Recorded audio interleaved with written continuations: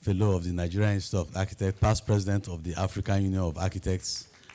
And I'm sure you are all familiar with him now. He has attended this event from beginning to the end. So if anybody meets you somewhere and asks you whether you know him and you said no, then you are in trouble. And he has made himself available. Everybody have seen him. Is there anybody here who have not seen him properly since this conference? Good. And we have another past president too, past president Bukola Ojiumi, our Momo. She too has been here from the beginning to the end. Yes. Then let me introduce the president of the Nigerian Institute of Architects and her closest friend, architect Mobolaji Adeniyi and Dr. Adedapo Adeniyi.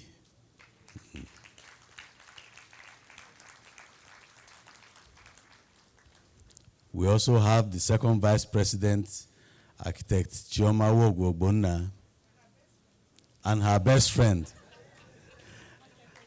architect Ogbonna. Oh, okay, you are there. That's why I didn't see you. No, you didn't do well. You didn't do well. You know my standard. Okay, and then we have the honorary general secretary. Like I said, this process is not going to be long. I will introduce the honorary general secretary, and then I will invite the president to take over and commence the process. The honorary general secretary, you can't miss him in a crowd. All right. Most of you have been asking me all day, where is Chike? Where is Chike? Here is Chike. All right. Thank you very much, Madam President.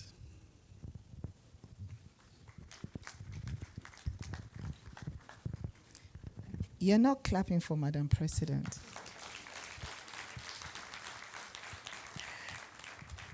Thank you very much. Now you make me feel at home. Distinguished architects, I'm trying to see how many.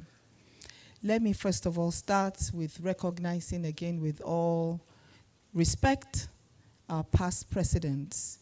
This is an institute that values and treasures its leaders and its elders. So again, with a round of ovation for our past presidents who have supported us throughout our journey, let's clap for Architect O.C. Majoro and Architect Ejiumi. Thank you very much. Members of council, I recognize you, chapter chairpersons, esteemed fellows, and we have quite a number now. Can all the fellows in the house please stand up so we can accord you due recognition and celebrate you? Please. Thank you. I'm asking them to stand so you can see them. If you need anything at all, just go and meet them. Anything. Open check. Invited guests, colleagues, families, and friends of our inductees, ladies and gentlemen. And of course, my dear husband, thank you very much for being with us. Please clap for my husband. If not, I will not continue. Thank you. It is with immense joy and deep gratitude to Almighty God that I welcome you to this year's induction ceremony of the Nigerian Institute of Architects. Today is a day of honor, a day of transition, a day of pride, not only for our inductees, but for our institute, the architect profession in Nigeria, and indeed our nation. For our esteemed inductees, this moment is far more than a ceremony. It's a milestone of profound significance. You are becoming full members of the Nigerian Institute of Architects. A round of applause. You heard the Minister of Aviation say yesterday that even MBA he has not attended. But when architects invited him, he jumped at it. This is the group that you're joining. Can you celebrate the Nigerian Institute of Architects?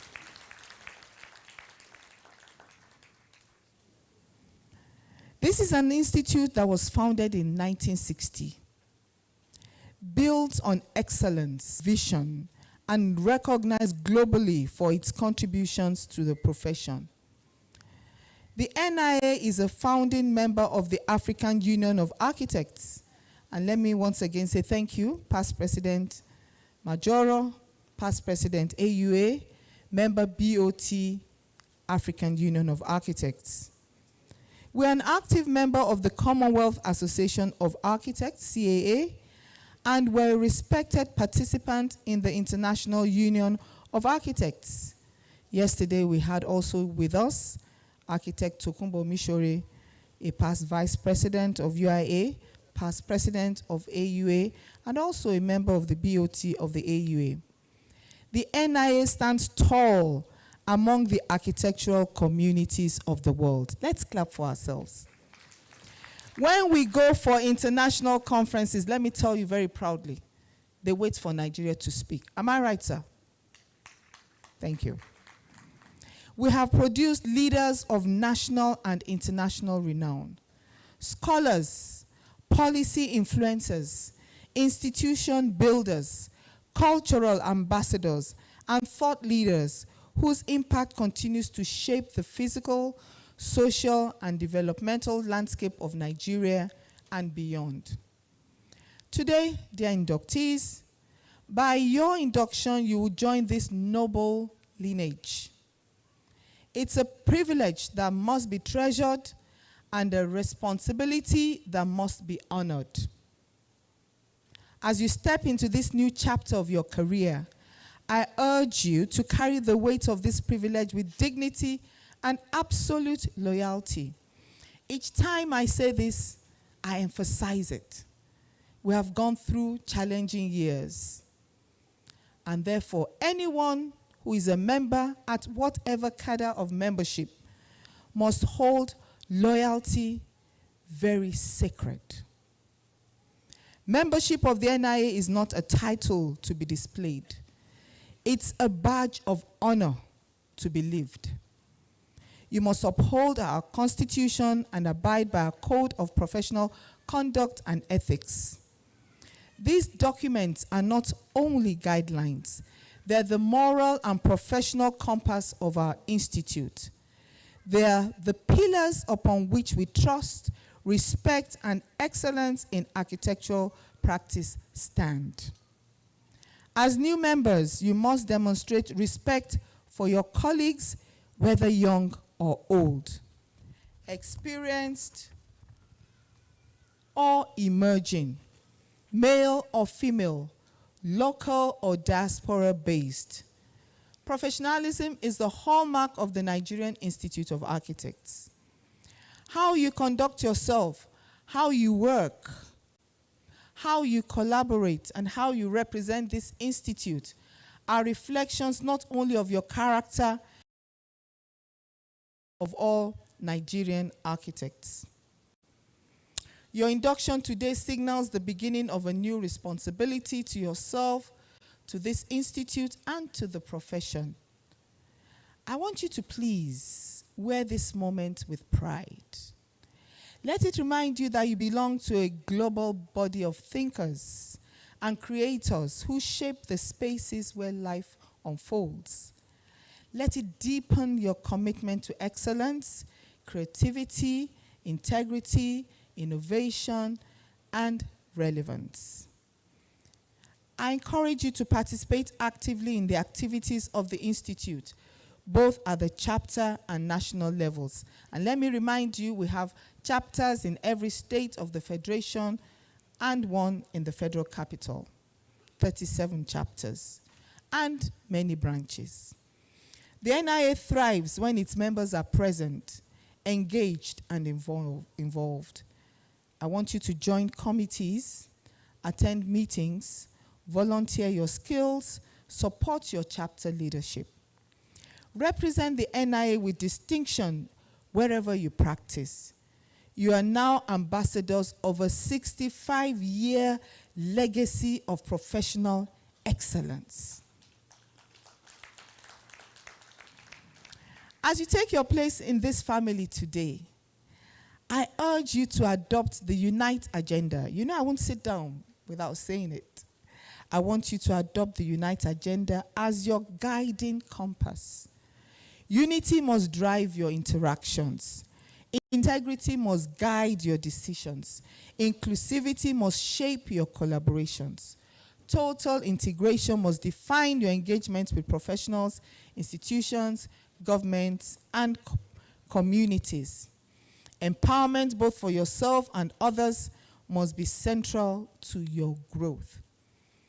In the NI of today, there are no ethnic barriers, no gender ceilings, no age limitations, and no exclusivity of privilege, except for the fellowship class.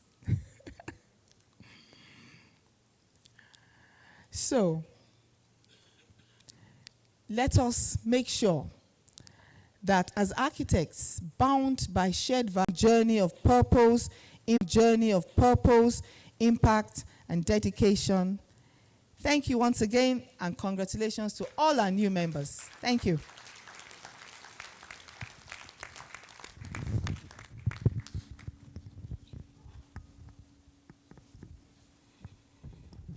Thank you very much, Madam President. Another round of applause for her, please.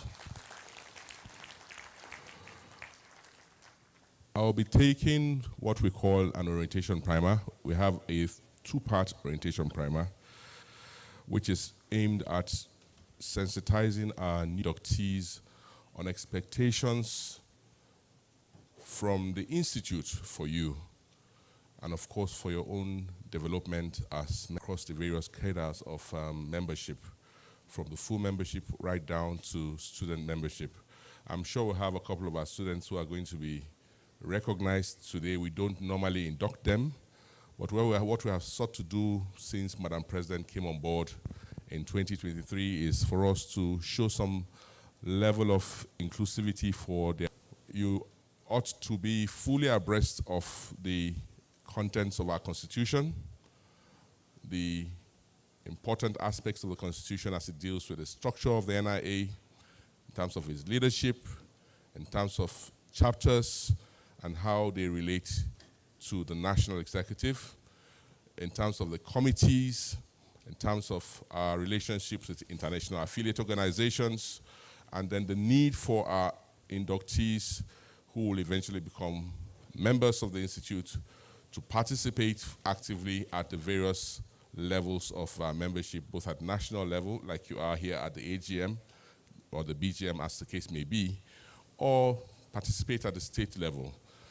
It's important that you need to know, as Madam President had mentioned earlier, that you have, by this step that you are taking today, taken the important decision to become an ambassador of a profession, and that you are a part of a profession that is regulated, one that requires a certain level of adherence to codes and basic requirements under the Code of Conduct and Ethics of this profession. Being a member of the NIA puts an extra responsibility on you, not just the fact that you are registered by the regulatory body or the Architects Registration Council of Nigeria, but the NIA membership you carry puts a special responsibility on you on top of whatever it is that the Architects Registration Council Registration Council of Nigeria registration puts on you for our full members.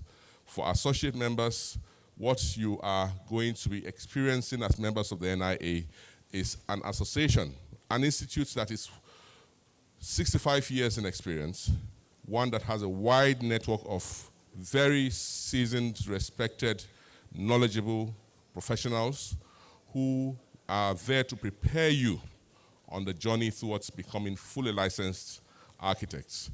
So for you as an associate, being very, very punctual at the CPTPs, adopting someone as a mentor or role model to advise you as you journey towards becoming a full member of the NIA, and then to become fully registered as architects to practice in Nigeria. Then we have our graduate members who, I'd say, right from the very first, your first degree, or the non-terminal degree you have, for example, the OND or the level as graduate members, what then that offers you as well is that it helps to prepare you for your advanced education, for either specialization in one part of architecture or the other. And it's very important that we take note that these things confer on you the opportunity to interact with your colleagues. You'll meet your immediate seniors who at some point be associate members of the NIA, and then of course the full members who would share their experiences in their journey in the NIA with you. We have then the category of members we call the architectural technologists, a very important part of the profession, because they are the ones who would most likely be on the field, putting together the hardware and the bolts and the nuts and the detailing, that we become more and more exposed and open our eyes to the opportunities around us. Things like ironmongery, things like structural steel fabrication, things like detailing for facade coverings, and the likes of them. Ceiling systems, sun shading devices, structural steels in the industry. And we have just sat back and they have rendered the industry a bit unregulated. So it's very important that as members of the NIA, when you come, the membership of the NIA gives you that ability to see things from a multi-dimensional aspect. Like, for example, the Archibuilt we're having together with this AGM. If you've gone through all the booths, you'll see that opportunities exist for us to do so many things outside of the core of our training, which is to design and see to the erection of buildings that work well for end users and for our communities. Then we have a last category, but by no means the least, which are the students. The student members are an integral part of this institute because they are our future. Every single one of us here started as a student in the profession. So in the course of our training, when we graduate from school or through the period of our education, you find that you gather experiences that prepare you for a better part of your future. And it's important also that you know that as students, coming for programs, interacting with your colleagues, be they full members, be they fellows, when you go for industrial attachments, this gives you opportunities to learn. I say it all the time that part of the things that have helped my development as an architect had been the early exposures that I had while I was a student. And you cannot underestimate that. We see these days that there is a temptation for students to be involved in what we call PPs.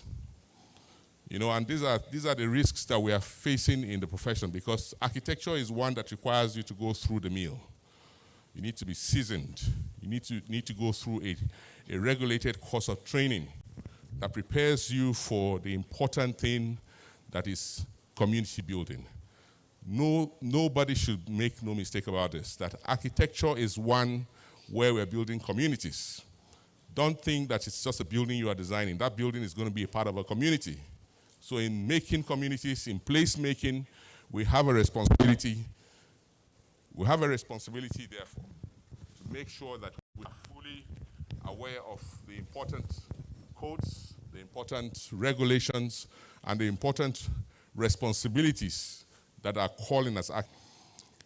One of the things that makes us very different from any other industry is the fact that it's a regulated field. The code is responsible for whatever it is that you do. The second one is that you're also responsible to the community, to the members of the public, for their safety and for their good enjoyment to the benefits of the buildings that you design. At the back of your mind, always, you need to remember that you're also responsible for how you behave and how you relate with your colleagues at every point in time.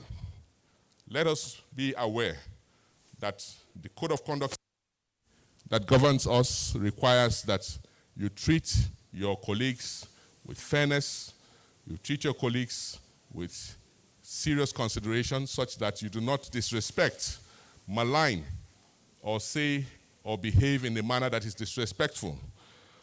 It's also very important that you respect your elders, you respect your senior colleagues in the industry, and that way you are guaranteed that the required channels and the required networks will be opened up to you. I would want to end this very short primer, therefore, well, it's not more than 10 minutes, for us to know that the journey that you are starting today is going to be a long one. You're going to go through many experiences. And just know that the NIA's doors are open and very, very open to receive you, to impart knowledge, to give you a network that is required for you to be able to prosper in this industry. And above all, where you have suggestions, where you have ideas, feel very free to give feedback to the NIA. The NIA will be very willing to listen to you. My colleague, our second vice president, in the person of Architect Chioma Wogobona, who is the director of the Federal Property and Assets Management Department of the Federal Ministry of Housing, will be speaking specifically to our colleagues in the public sector, those in public service, to share ideas with you, to share experiences in terms of how, as an architect in public service, will relate and take charge of that industry.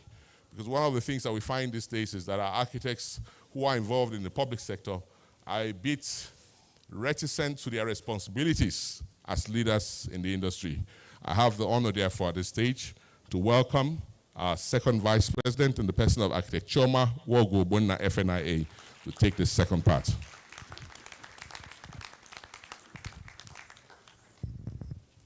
Good evening, everyone. Good evening, everyone. I know it's Madam President at course days. She said all of you should meet the fellows for anything you want. I want to put a disclaimer on that on behalf of all the fellows, because I see a lot of the young ones there, so you guys don't wale us on the way that you want money or want something we can offer. So I think I speak the minds of my fellows, right? Right? Thank you. I respect the already established protocol. I didn't know the head was going to call me again after his short primer, because he has studied virtually every part. But well, I thank God that he has narrowed my own to the public sector. Like he rightly said, I belong to the public sector and to the glory of God, a director in the public sector of the Federal Public Asset Maintenance of the Federal Ministry of Housing and Urban Development. I love to say it in full because it's a mouthful. You know, so I thank God, and I know I have a lot of colleagues here who are equally in the public sector, whether you're in the federal, you are in any of the MDAs, and state, local government, and all of that. So all of us are in that sector, the public sector. So, and a lot of things go on there. You know, we have to work with other professionals. We have our colleagues from the allied profession.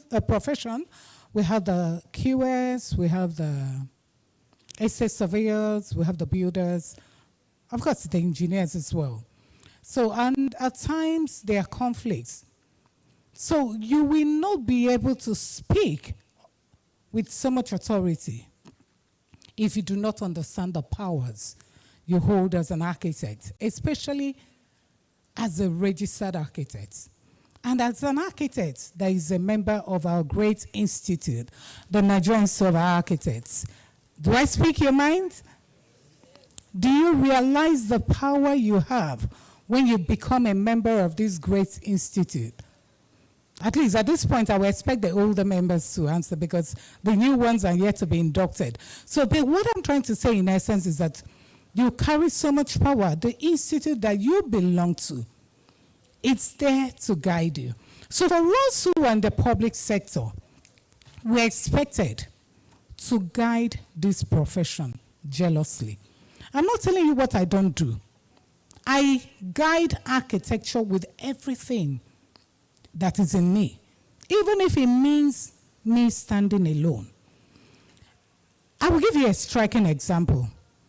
You know, sometime I know that even the bills of quantities silently removed the name of the architect as the supervising officer. I don't know if any of you have noticed it. For those in public sector, has it happened to where you are, your MBA? Okay, I can see hands up there. Any other person has noticed it? Oh yeah, I think it's a common thing. But I have fought it to a standstill And I wrote several memos. When it looked like I was being very stubborn about it, I had to call my own people. I said, this is your profession. You have no other profession than this. We have to hold on to it. We will not let anybody, for me, nobody can intimidate me as an architect because I know the powers we carry as an architect. And that's the power we want to, yes, I'm sure I heard you. I'm sure. And that is a sure thing I want to tell you. Because if you understand your role as an architect everywhere, let alone in the public sector, you will understand the powers you've been given, know your rights. You are the leader of the team.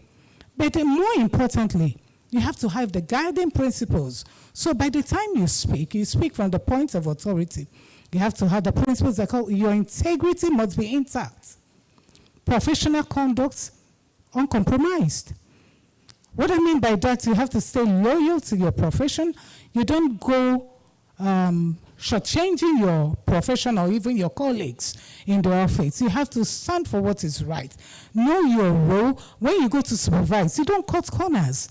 You don't go to, for us, you go to do assessment for government projects, and for a project that hasn't been done, you say it's been done. For instance, you get a kickback from a contractor. You sit yourself on the feet and qualify them for 100% payment for jobs that are not done. Your architect certificates, you rate them highly and all of that. That's total professional malpractice.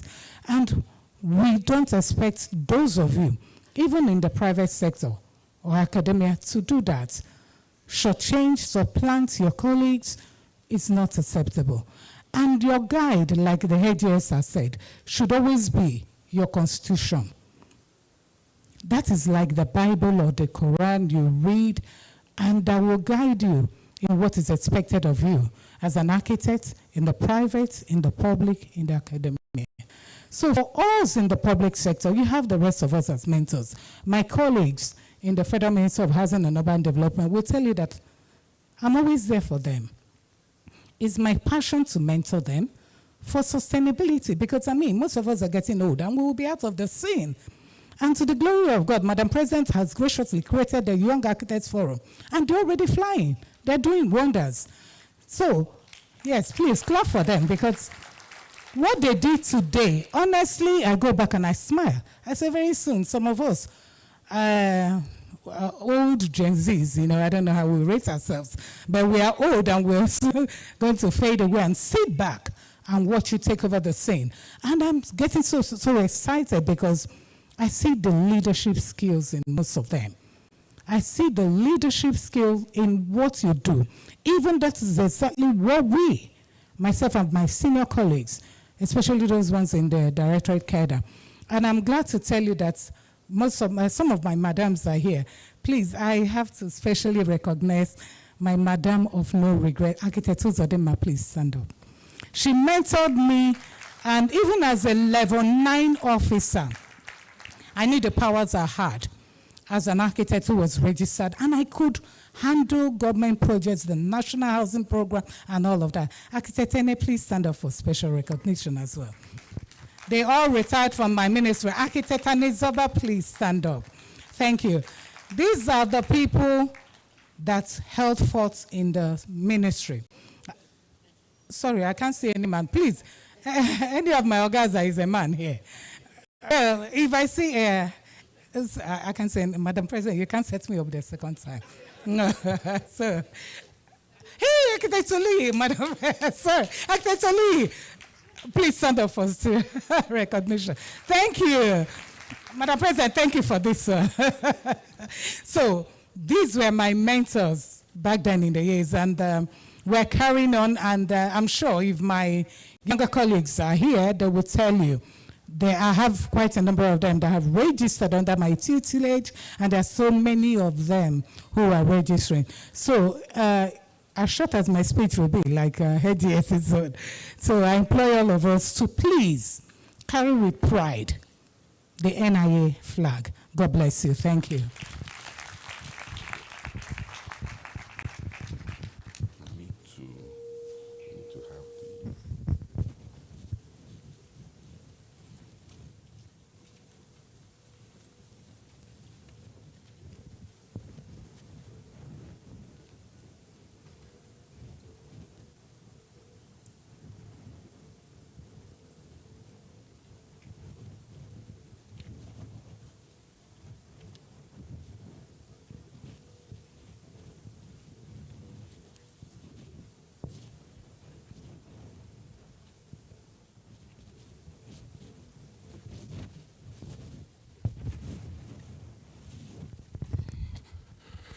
My duty at this stage is to take us through what will be our procedure for the induction proper.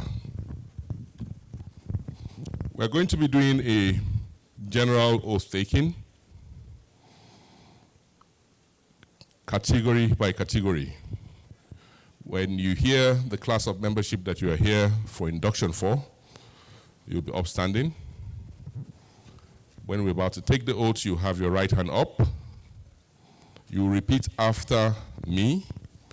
And when we are done, you will take a single file. Anybody on that side will still come out through here. Everybody comes out through the left, picks up the oath form, and they go out. This hall is going to be used for the manifesto night this evening. So when we finish the categories for each, they will leave the hall and they will not be returning until we get to the very last group. And by that time, the hall will be empty. We want to make it very fast, quick and snappy. So please, let's cooperate and follow the guide as we start. I'd like to call, as you file out via the left aisle here, you receive these oath undertaking forms. You step outside, have them signed. Our secretary people are there. You hand the forms to them after filling and signing them. I hope you have witnesses as well. Some of you can act as witnesses for your colleagues. You submit them, and then you stay out there until we're about to start the manifesto before we come back into the hall. Do we have any questions? I see the hand up there. Can you stand, please? You have a question? Do you have a question? Any questions or clarifications? Okay. So, yes, please. Tomorrow morning, you'll be here by 8 o'clock. You pick up your certificates. Tomorrow morning, please. Yes, thank you. So we'll start with full members. All full members designate here to please be upstanding.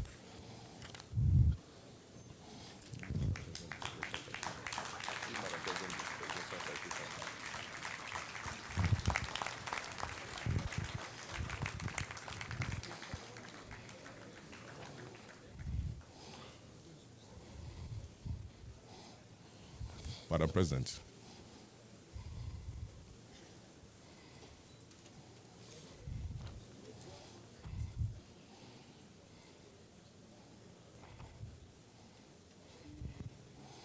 I would like you to repeat after me. You're about to take the oath of membership for the full membership category. May we have your right hands up, please. When I say I, you will say I. No, we'll do those online as well afterwards. When I say I, after I say I, please insert your name and then you repeat after me. I, having been duly elected by the Executive Council into the full membership of the Nigerian Institute of Architects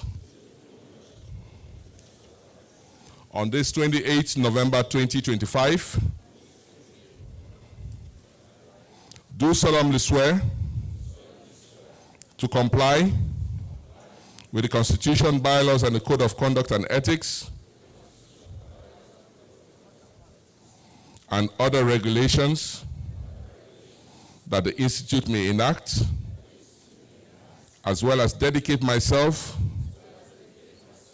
to the service of the society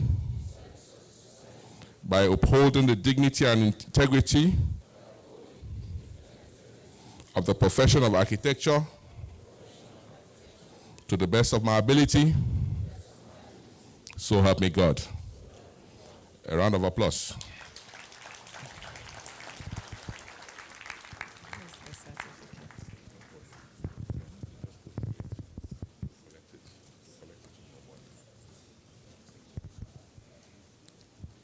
Your certificates will be ready for collection tomorrow morning, but I will read the presidential citation.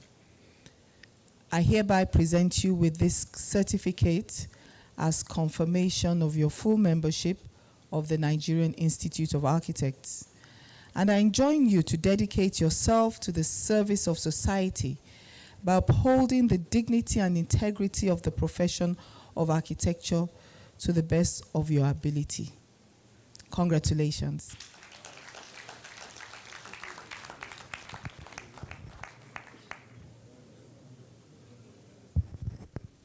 Can I invite past presidents to please join me, as well as the vice presidents, please. Vice presidents and past presidents, kindly join me to welcome the newest members of the NIA family. Please clap for them.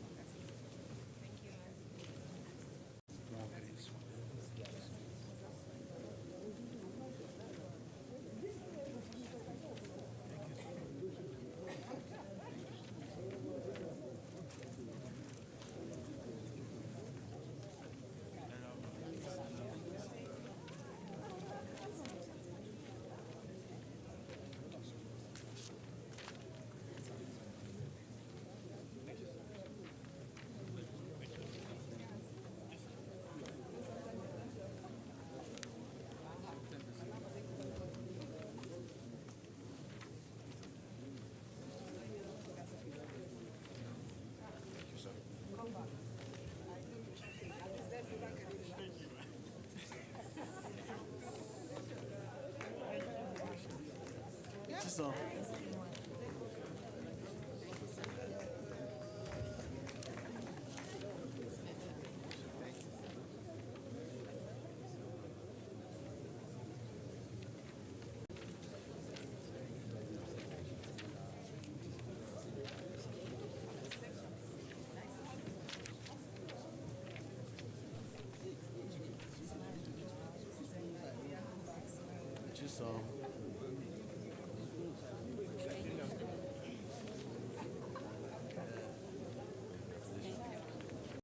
So.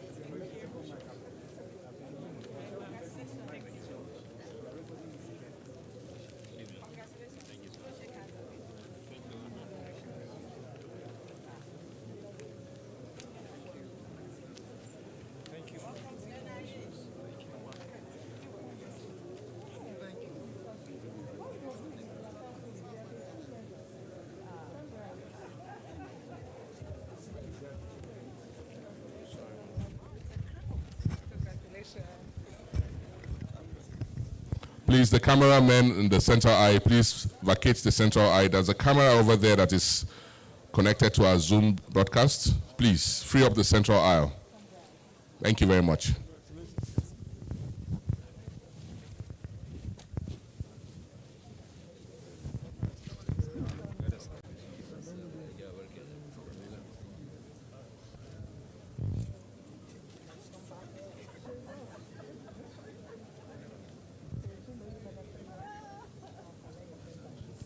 Welcome.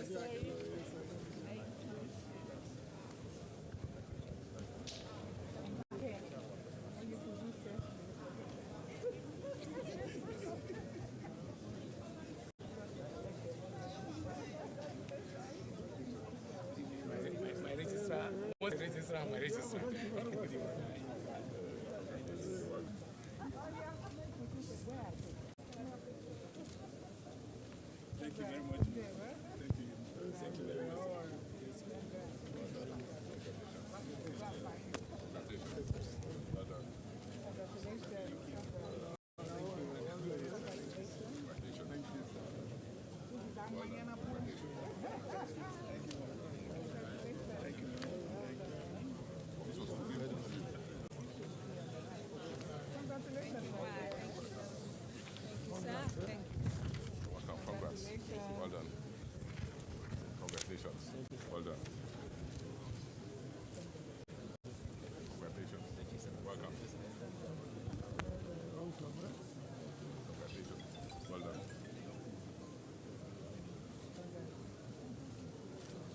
Congratulations. Welcome.